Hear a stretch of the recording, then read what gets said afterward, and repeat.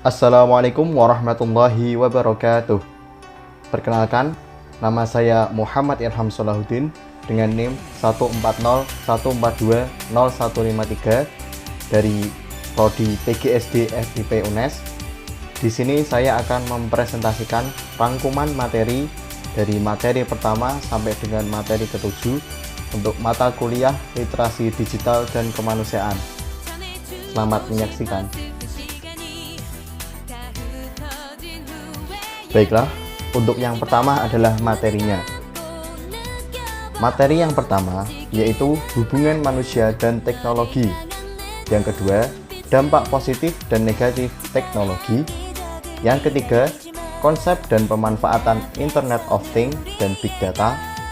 Yang keempat, konsep dan pemanfaatan Artificial Intelligence. Yang kelima, konsep dan pemanfaatan e-commerce. Yang keenam, ada etika dunia cyber. Dan yang ketujuh, aturan hukum tentang informasi dan transaksi elektronik atau ITE.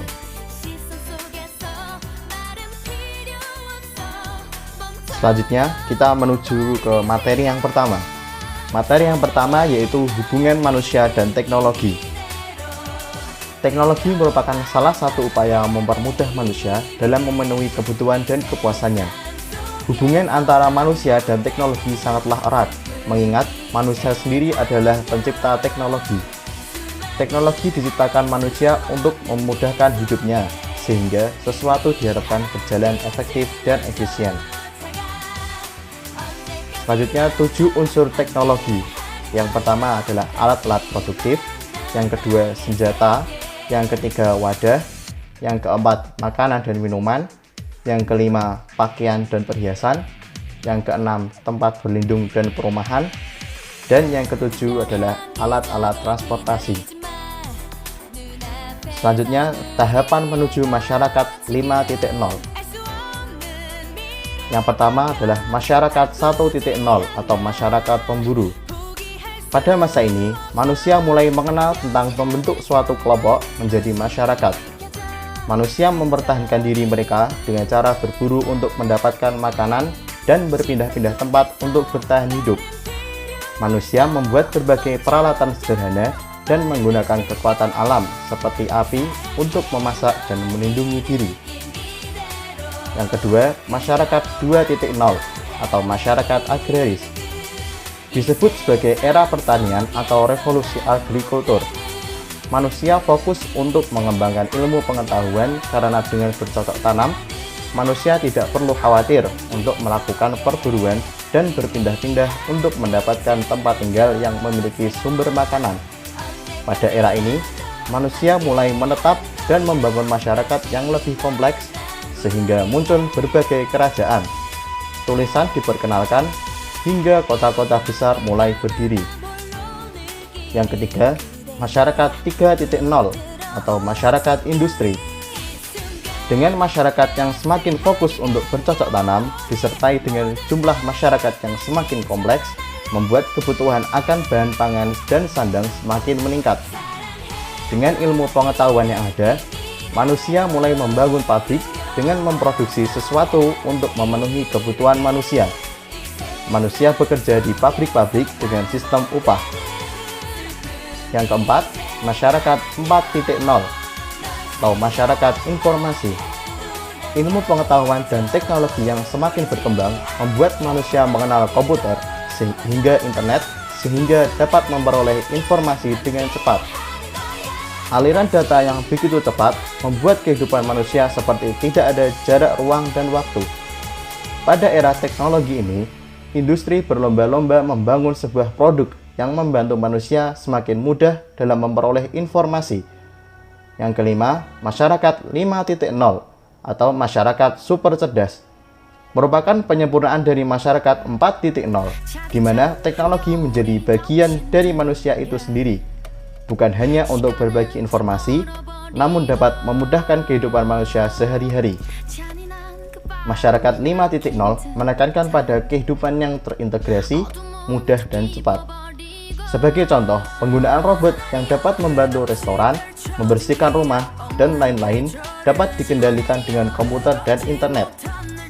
Masyarakat 5.0 membuat kehidupan manusia menjadi praktis dan otomatis, sehingga teknologi tidak menguasai manusia, melainkan manusia dapat mendapatkan kualitas hidup yang baik dan nyaman.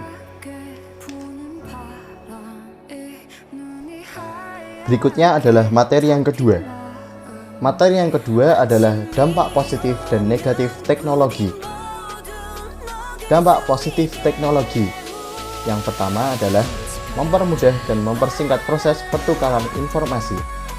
Yang kedua, meningkatkan efisiensi dan efektivitas pekerjaan. Yang ketiga, memungkinkan pembelajaran online sepenuhnya. Yang keempat, dapat berkomunikasi dengan orang lain walaupun tidak berada di lokasi yang sama. Selanjutnya adalah dampak negatif teknologi. Yang pertama, kecanduan bermain gadget. Yang kedua, berkurangnya sosialisasi antar manusia atau antisosial. Yang ketiga, meningkatkan jumlah pengangguran karena semakin banyak perusahaan yang menggunakan teknologi dibandingkan tenaga manusia. Yang keempat, kejahatan cyber. Selanjutnya kita menuju materi yang ketiga. Materi yang ketiga adalah konsep dan pemanfaatan Internet of Things dan Big Data. Di sini kita akan membahas tentang Internet of Things dan Big Data. Pada Internet of Things, kita akan membahas mulai dari pengertiannya, tujuannya, konsep dan cara kerjanya, manfaatnya, dan kelemahannya. Yang pertama adalah pengertian IoT. IoT atau Internet of Things didefinisikan sebagai sebuah penemuan yang mampu menyelesaikan permasalahan yang ada melalui penggabungan teknologi dan dampak sosial. Kemudian tujuannya. Tujuan dari IoT adalah untuk memperluas manfaat dari konektivitas internet yang tersambung secara terus-menerus. Kemudian ada konsep dan cara kerja IoT. Konsep IoT ini sebetulnya cukup sederhana dengan cara kerja mengacu pada 3 elemen utama pada arsitektur IoT, yakni barang fisik yang dilengkapi modul IoT, perangkat koneksi ke internet seperti modem dan router wireless PD seperti di rumah. Yang ketiga adalah Cloud Data Center, tempat untuk menyimpan aplikasi beserta database.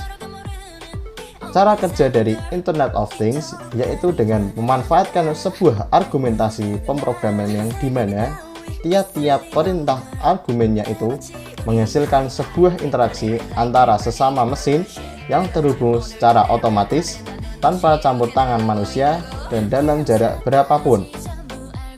Internetlah yang menjadi penghubung di antara kedua interaksi mesin tersebut, sementara manusia hanya bertugas sebagai pengatur dan pengawas bekerjanya alat tersebut secara langsung. Kemudian adalah manfaat IoT. Manfaat IoT adalah ketercapaian efisiensi, efektivitas, dan konektivitas. Selanjutnya adalah kelemahan IoT. Kelemahan IoT adalah yakni sistem keamanan yang lemah dikarenakan adanya cacat dalam beberapa aspek Internet of Things. Berikutnya, kita akan membahas tentang Big Data. Dalam pembahasan kali ini, kita akan membahas tentang pengertian Big Data, konsep Big Data, manfaat Big Data, dan kelemahan Big Data. Yang pertama adalah pengertian Big Data. Big Data adalah istilah yang menggambarkan volume data yang besar, baik data yang terstruktur maupun data yang tidak terstruktur. Berikutnya adalah konsep Big Data. Yang pertama, volume. Organisasi mengumpulkan data dari berbagai sumber, termasuk transaksi bisnis, media sosial, dan informasi dari sensor atau mesin. Di masa lalu, aktivitas semacam ini menjadi masalah. Namun, dengan adanya teknologi baru seperti Hadoop bisa meredakan masalah ini. Yang kedua, kecepatan. Aliran data harus ditangani dengan secara cepat dan tepat, bisa melalui hardware maupun software. Teknologi hardware seperti tag RFID, sensor pintar lainnya juga dibutuhkan untuk menangani data yang real time. Yang ketiga, variasi. Data yang dikumpulkan mempunyai format yang berbeda-beda, mulai dari yang terstruktur, data numerik dalam tabel tradisional, data dokumen terstruktur teks, email, video, audio, transaksi keuangan, dan lain-lain. Selain tiga bagian penting tersebut, para peneliti big data juga menambah bagian yang termasuk penting lainnya, seperti variabilitas dan kompleksitas. Yang pertama ada variabilitas. Selain kecepatan pengumpulan data yang meningkat dan variasi data yang semakin beraneka ragam, arus data kadang tidak konsisten dalam periode tertentu. Salah satu contohnya adalah hal yang sedang tren di media sosial. Periodenya bisa harian, musiman, dipicu berbagai dadakan, dan lain-lain. Beban puncak data dapat menantang untuk analisis big data, bahkan dengan data yang tidak terstruktur. Yang kedua, kompleksitas. Hari ini, data berasal dari berbagai sumber sehingga cukup sulit untuk menghubungkan, mencocokkan, membersihkan, dan mengubah data di seluruh sistem. Namun, big data sangat dibutuhkan untuk memiliki korelasi antar data, hierarki, dan beberapa keterkaitan data lainnya atau data yang acak. Selanjutnya adalah manfaat big data. Manfaat big data yakni dalam mengambil keputusan penting dapat dilakukan dengan cepat dan menghemat waktu. Selanjutnya adalah kelemahan big data. Kelemahan dari big data yaitu struktur data tidak fleksibel.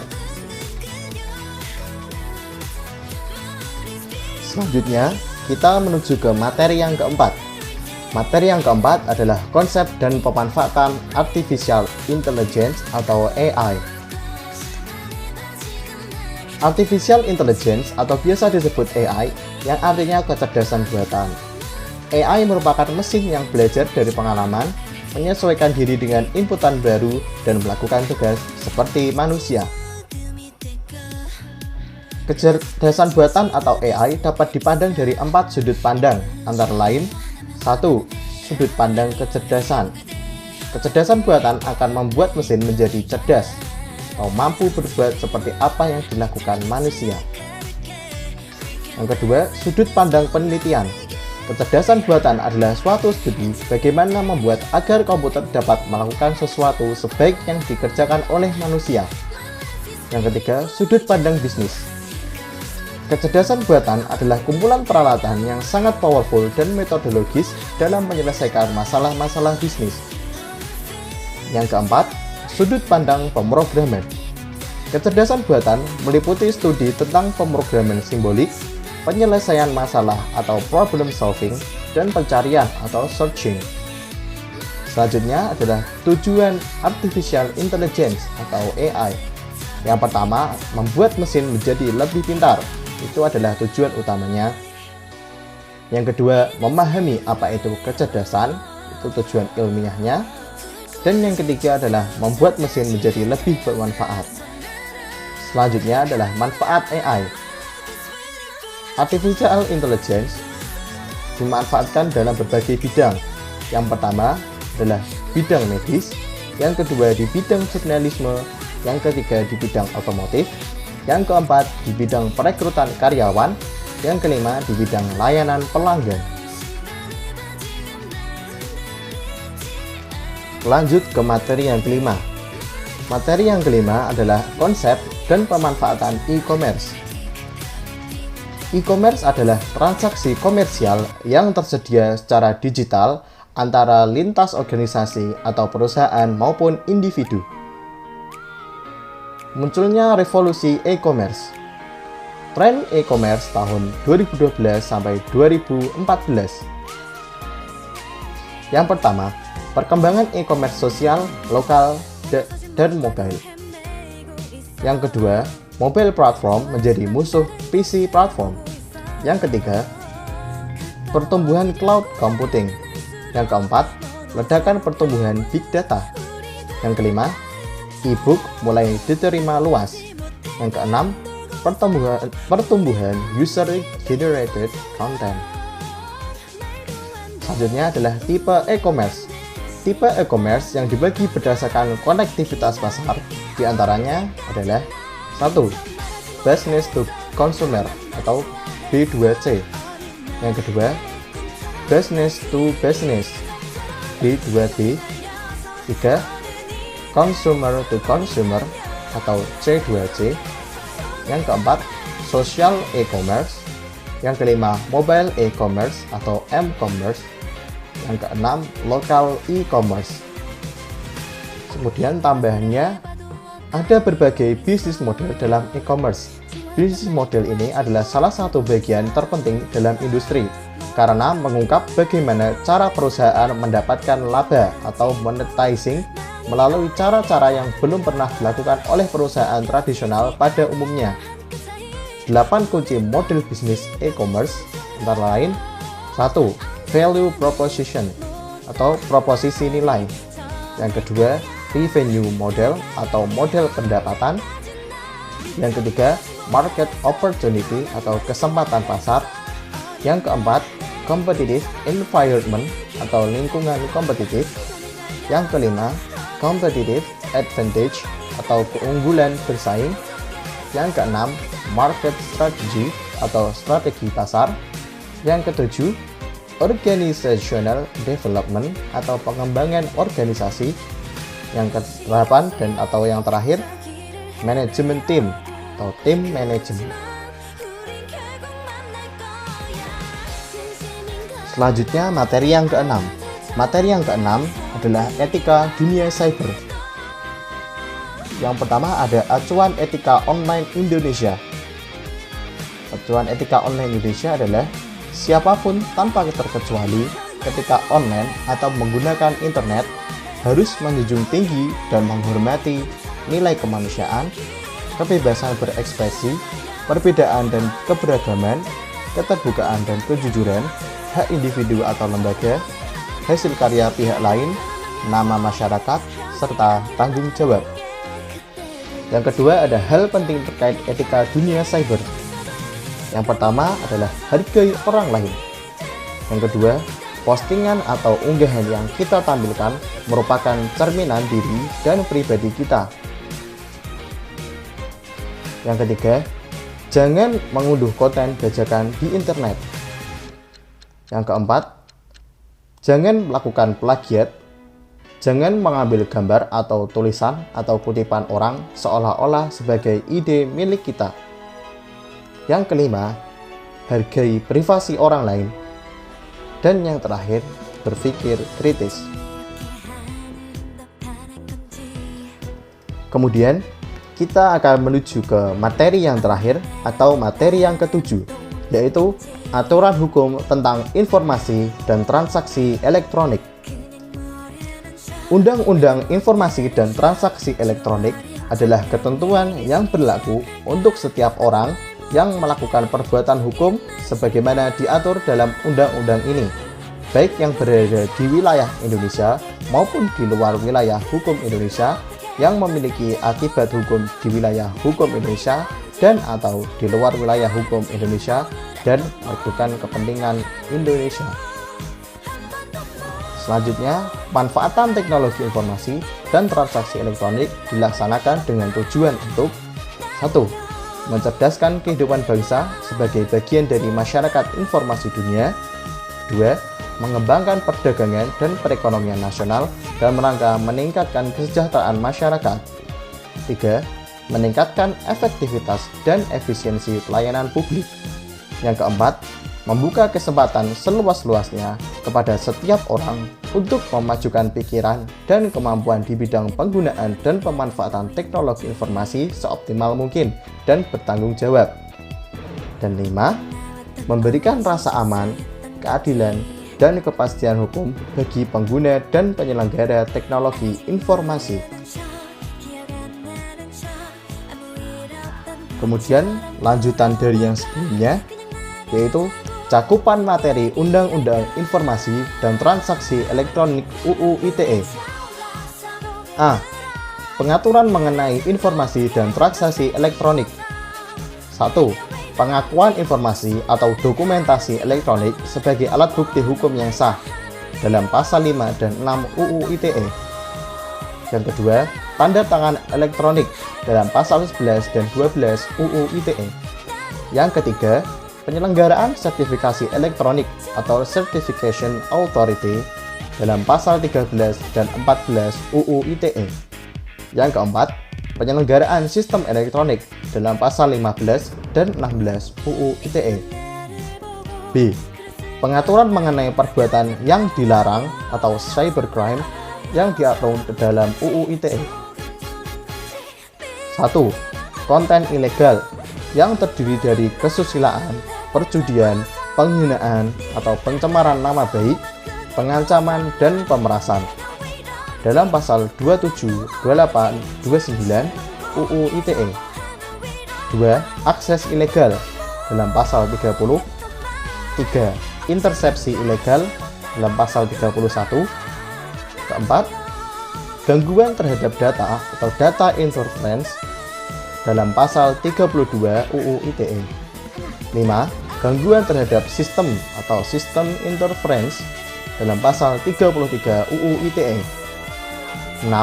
Penyalahgunaan alat dan perangkat atau misuse of device dalam pasal 34 UU ITE.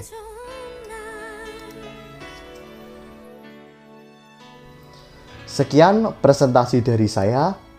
Apabila terdapat kesalahan, baik yang disengaja ataupun tidak, saya mohon maaf yang sebesar-besarnya. Terima kasih telah menyaksikan. Wassalamualaikum warahmatullahi wabarakatuh. Sampai jumpa.